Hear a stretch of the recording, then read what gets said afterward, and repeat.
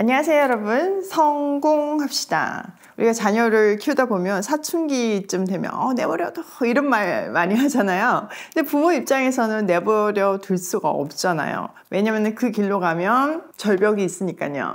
하나님도 마찬가지예요. 하나님이 우리를 내버려 두시지 않은 것이 얼마나 큰 축복인지 몰라요. 때로는 강하게 막으시고 고난을 통해서 붙잡으시잖아요. 그때마다 우리는 기도가 응답 안 된다고 울지만 사실 시간이 지나고 보면요, 그게 얼마나 큰 축복인지 우리는 고백하게 돼요. 오늘 그 내버려 둠의 무서움이 얼마나 큰지 한번 본문을 통해서 확인해 보도록 할게요. 자, 8절. 주님께서 모세와 아론에게 다음과 같이 말씀하셨다. 바로가 너희에게 이적을 보여달라고 요구하거든 너는 아론에게 지팡이를 바로 앞에 던지라고 하여라. 그러면 지팡이가 뱀이 될 것이다. 자, 지팡이가 뱀이 되는 이적은 하나님이 모세에게 처음 나타나셔서 이집트로 가서 내 백성을 구해내라는 사명을 주시면서 세 가지 표적 중 하나였어요. 그때 지팡이가 뱀이 되는 것을 통해서 이스라엘 백성들을 설득하는 징표로 쓰라고 하시죠. 근데 여기서는요, 이집트 사람에게, 특히 바로에게 하나님을 보여내시는 징표예요. 앞으로 일어날 10가지 재앙을 통해서 바로는, 또 이집트 백성들은, 또 더 나아가서 이스라엘 백성들은 하나님이 어떤 분인지를 알게 되잖아요. 자, 10절. 모세와 아론은 바로에게 갔다. 그들은 주님께서 분부하신 대로 하였다. 아론이 바로와 그의 신하들 앞에 자기의 지팡이를 던지니 그것이 뱀이 되었다. 이에 바로도 현인들과 요술가들을 불렀는데 이집트의 마술사들도 자기들의 술법으로 그와 똑같이 하였다. 그들이 각자 자기의 지팡이를 던지니 그것들이 모두 뱀이 되었다. 그러나 아론의 지팡이가 그들의 지팡이를 삼켰다. 그러나 주님께서 말씀하신 대로 바로가 고집을 부리고 그들의 말을 듣지 않았다. 하나님의 명령대로 모세와 아론이요, 바로에게로 갔고 분부하신 대로 행했어요. 바로와 신하들 앞에서 지팡이가 뱀이 되니까 바로도 가만히 있지 않고 자기 이집트의 현인들과 마술사들을 불러서 그들의 술법으로 똑같이 행하게 했죠. 그러자 진짜 그들의 지팡이도 뱀이 되었어요. 그런데 중요한 것은요, 아론의 지팡이가 그들의 지팡이를 삼키는 것이에요. 이것을 통해서 보여주고자 하는 것은 하나님과 이집트 신의 대결에서 하나님이 승리했다는 것을 보여주는 거죠. 지팡이는 통치를 의미하고요, 뱀은 지금 이집트에서 수호신의 의미가 있었어요. 그래서 고대 이집트 왕들이 쓰는 왕관에 보면요, 이 수호신인 코브라의 표상이 이렇게 붙어 있잖아요. 우리가 클레오파트라 이렇게 떠올려 보면 그 왕관 앞에 그 코브라가 있잖아요. 그 수호신이 자기를 지켜준다고 생각을 했거든요. 자, 왕권이고 그들의 수호신이고 하나님 앞에서는 아무것도 아니라는 것을 분명하게 보여주신 사건이 지금 이 지팡이가 뱀으로 변한 사건이에요. 21세기 한국에서 사는 우리에게는 지팡이가 뱀이 됐구나 이렇게 생각할 수 있지만요, 지금 그들에게는 이 충격의 강도가요, 엄청 컸을 거예요. 그런데 바로는 여전히 고집을 부리면서 그들의 말을 듣지 않았어요. 이것도 다 하나님이 말씀하신 대로 된 거죠. 하나님이 미리 말씀해 주셨잖아요. 바로가 완고하게 말을 듣지 않을 것이라고요. 사실 이 10가지 재앙은요, 금방 일어난 게 아니고요, 거의 1년의 시간 동안 차례적으로 일어났거든요. 그러니까 모든 일은 하나님의 때에 하나님의 타이밍에 이루어진다는 것을 우리는 알 수 있어요. 바로에게도 충분한 시간을 주셨다는 것을 알 수 있고요. 또 우리가 눈여겨봐야 하는 포인트는요, 이 지팡이예요. 자, 이 지팡이가 원래 언제 처음 등장했나요? 네, 맞아요. 모세가 하나님을 처음 만났을 때 그때 떨기나무에서 등장을 했죠. 그때 모세의 손에 잡혀있는 그 지팡이는 정말 그냥 강야에서 양칠 때 쓰는 너무너무 평범한 지팡이였어요. 그런데 그가 사명을 감당하기 위해서 이집트로 떠날 때 그 지팡이가 뭐라고 기록되어 있었나요? 네, 맞아요. 하나님의 지팡이라고 기록되어 있었어요. 근데 오늘 본문에 보니까 아론의 지팡이래요. 그러니까 여기서 말하고자 하는 거는 누구 손에 들려 있는 것이 중요한 것이 아니라 하나님의 지팡이라는 것이 아주 중요하다는 뜻이에요. 그러니까 사람한테 우리는 주목하면 안 되고 그 손에 들려진 하나님의 지팡이로 하나님이 그 사람을 통해서 어떻게 역사하시고 하나님을 드러내시는지를 봐야 되는 거죠. 자, 또 하나 아주 중요한 이 바로가 계속 고집 부리는 거.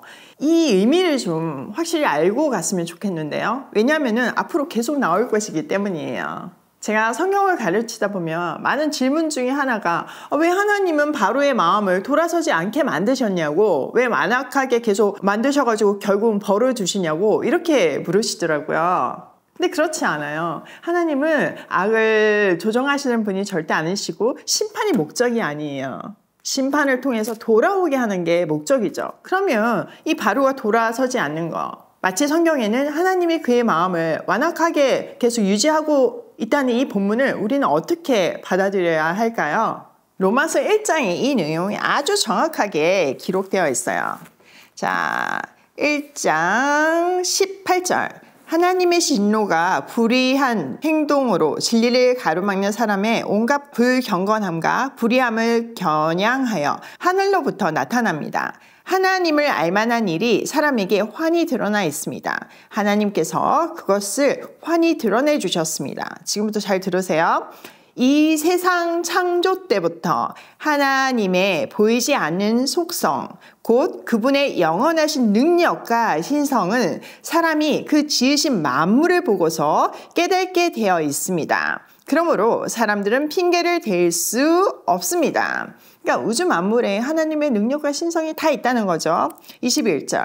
사람들은 하나님을 알면서도 하나님을 하나님으로 영화롭게 해드리거나 감사를 드리기는커녕 오히려 생각이 허망해져서 그들의 지각 없는 마음이 어두워졌습니다. 사람들은 스스로 지혜가 있다고 주장하지만 실상은 어리석은 사람이 되었습니다. 그들은 썩지 않는 하나님의 영광을 썩어 없어질 사람이나 새나 네발 짐승이나 기어다니는 동물의 형상으로 바꿔 놓았습니다. 그러므로 하나님께서는 사람들이 마음의 욕정대로 하도록 더러움에 그대로 내버려 두시니 서로의 몸을 욕되게 하였습니다. 사람들은 하나님의 진리를 거짓으로 바꾸고 창조주 대신 피조물을 숭배하고 섬겼습니다. 하나님은 영원히 찬송을 받으실 분입니다. 아멘. 자, 이까지 보면요. 그 뒤에도 쭉 연결되어 설명되어 있어요. 나중에 한번 읽어보세요.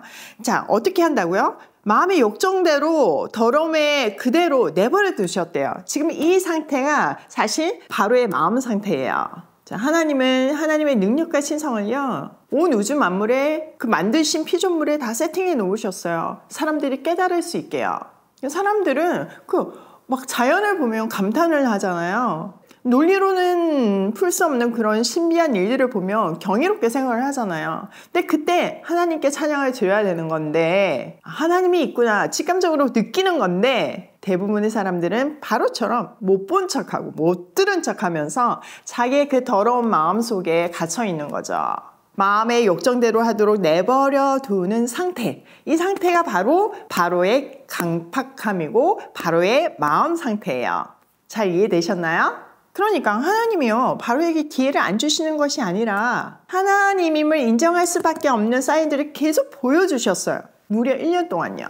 깜짝 놀랄 수밖에 없는, 그들의 신을 상징하는 날강, 파리, 그런 거 다 사용하셔서 10가지 재앙을 통해서 확실히 보여주셨어요.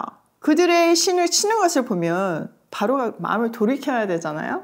그런데 그는 돌이키지 않고 애써 하나님을 외면하면서 제 가운데 거한 거예요. 하나님 그 마음을 내버려 두신 거죠. 세번역에서는 이렇게 고집이라는 단어로 표현되어 있고요. 자, 이렇게 고집을 부리는 바로는요, 그 마음에 하나님이 없기 때문에 영적으로 죽은 상태예요. 그러니까 지금 일어나는 일들을 해석할 수도 없고 그 안에 있는 메시지를 들을 수도 없어요. 그 마음이 제 가운데 있는 완악한 상태이기 때문이에요. 그런 걸 보면요, 사람은요, 듣는 거로부터 마음의 상태가 결정돼요. 믿음은 들음에서 난다고 말하잖아요. 근데 대부분의 사람들은 자기가 듣고 싶은 소리만 들어요. 그게 이제 나이가 들면서 더 심해지죠.